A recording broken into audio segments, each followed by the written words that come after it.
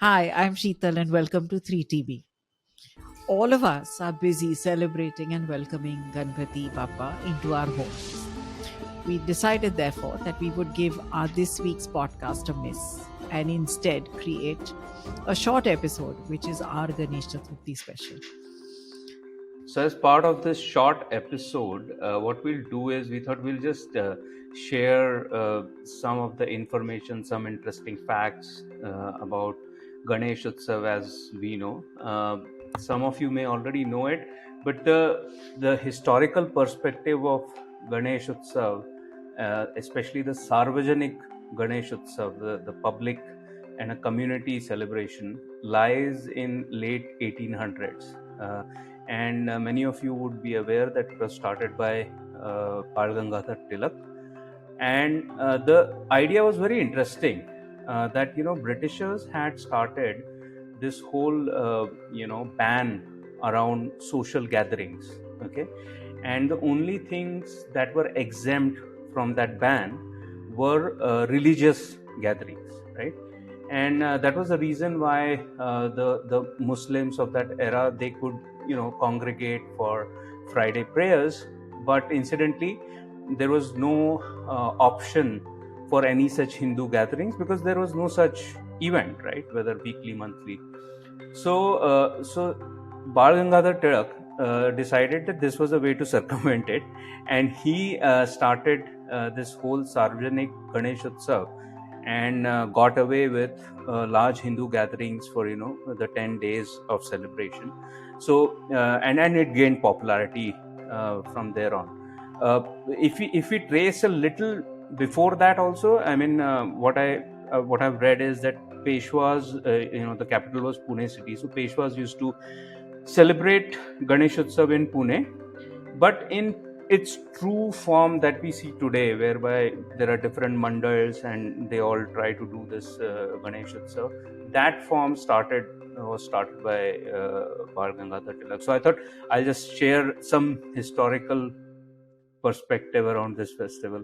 That's very interesting. In fact, I came across this whole piece in the Better India, and then I researched it. So in fact, there was Srimant Bhausahib Rangari was actually the guy who did this Ganesh Mahotsav, the Sarvajanik variety, 2 years before Lokmanya Tilak. But obviously, very correctly, Lokmanya Tilak was the person who kind of scaled it, so to speak, in our world now. So he was the one who kind of took it forward. But so that was it. So cut to the Ganesh Mahotsav of today. It's come after 2.5 years of us not being able to do it.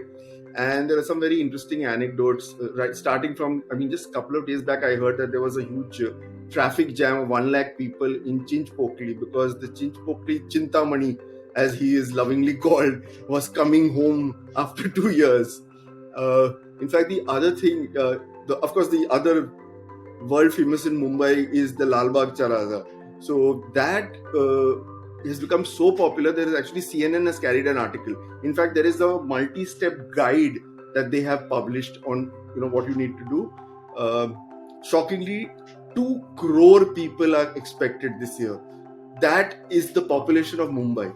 Again, very strange. There are 200, and from the tech of it, there are 258 CCTV cameras watching over the site, and the very important thing to remember is that please be careful which line you're in, because there is one line which is 5 to 6 hours where you go and get to see the face of Ganpati, but there is another longer, more persevering line for 12 or 15 hours where you actually go and get to touch his feet. So if you're in the wrong line, just beware. The other thing you could do, obviously, is buy a house in Lal Bagh, because there is a special line for 5,000 people who live around that place. So, Sheetal, but there must be... yeah. So Miran, no. I didn't know about the number. So I think just to put it in perspective, 2 crores is 20 million, which means whole of Scandinavia. I think Sweden is 10 million, Norway and Finland are 5 each. So you're talking of Norway, Finland, and Sweden visiting. It is just wow. crazy. Or alternatively, you watch it from the comfort of your house, right? Because this year, they have actually, so Lal Bagh Raja actually has on a platform, they you can watch the entire ceremony from the unveiling of the Ganpati to the Visarjan on virtual reality. So all you need is a virtual reality headset, and you could watch every single aarti, every single puja from the comfort of your home. Okay, so why you could stand for 12 hours, or you could just do what I would do, which is watch it from the comfort of my house. Which also brings me to the fact that, we think about uh, all of that has happened over the last 2 years, and suddenly there are so many apps and platforms and solutions, right? So I came across these really interesting ones. So you can get a pandit from Ghar Ka Pandit. You can get all your puja essentials from My Om Namo. You could even get the how to do the puja, right? So one is to get the samagri for the puja, or the essential items for the puja. But how do you do the puja? That Kal Nirnay Ganesh Puja, teaches you how to do that. So they will teach you, and they give you audio instructions and video instructions on actually how to perform the puja, right? I only remember And if you Kal don't know Nirnay the as being aarti, that calendar. There used to be this incessant ads. correct. So Kal Nirnay from a calendar, and it even today is one of the most popular calendars, is also giving you this whole thing of how to do the puja. But what really I thought was amazing is that if you're not a Maharashtrian like I'm not, and if you still wanted to do the Ganpati puja, there is Aarti Guide Pro. Okay, so that's another app which allows you to play all these aartis and learn all these aartis. So it doesn't matter how uninitiated you are, how naive you are about doing the Ganpati puja, you can do all the celebrations just using all the tech available in the world to make it really, really fun.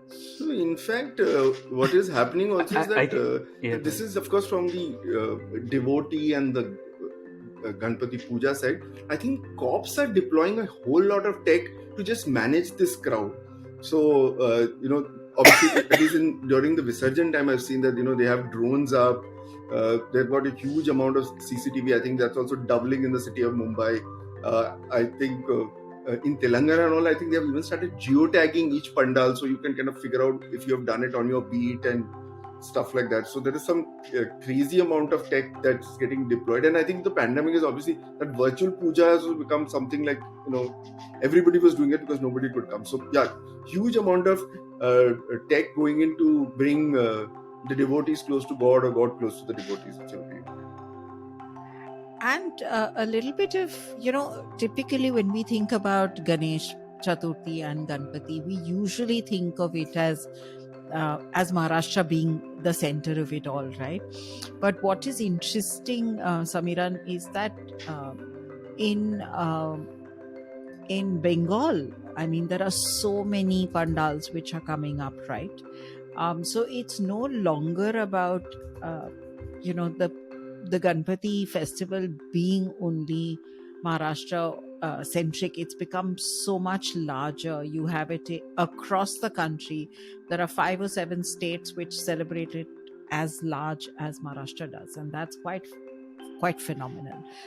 No. Just to corroborate what Sheetal was saying is that in India, I always struggle when I talk to Westerners about Indian holidays.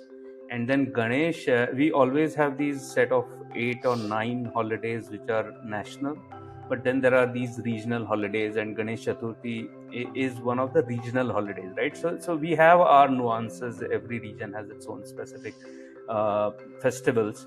But you're correct. I mean, Karnataka is off. Maharashtra, Gujarat, all these areas have this as a gazetted holiday. So, in fact, one of the great things about gods and festivals in India is that they have a great power over economics and commerce. And I remember it that, when in the good old days, It's Cash had come out and they were struggling for adoption. The one thing that was a big driver is that when they introduced their coupons that can be used for donation to the Siddhivinayak temple, when that, that is something that really kicked off their whole app. And the Siddhivinayak temple, in fact, has been a very adopter of technology, because I live close by, so there's a line there. But on the opposite side of the road during COVID, there was this line where they had put up a display where you could see the god and do darshan virtually, so you don't have to go into the temple and mix with the crowd. So I think, kind of, God is a leader in technology adoption, definitely. And he's Sorry, also a Veeru. leader in economics, right? So the amount of business that flourishes thanks to the festival, right? They're talking about a couple of 1,000 crores which are going to happen as spends, buys, etc. In fact, I was just reading up saying that retail is booming. Most people are seeing pre-pandemic uh, levels of shopping when it comes to this festival.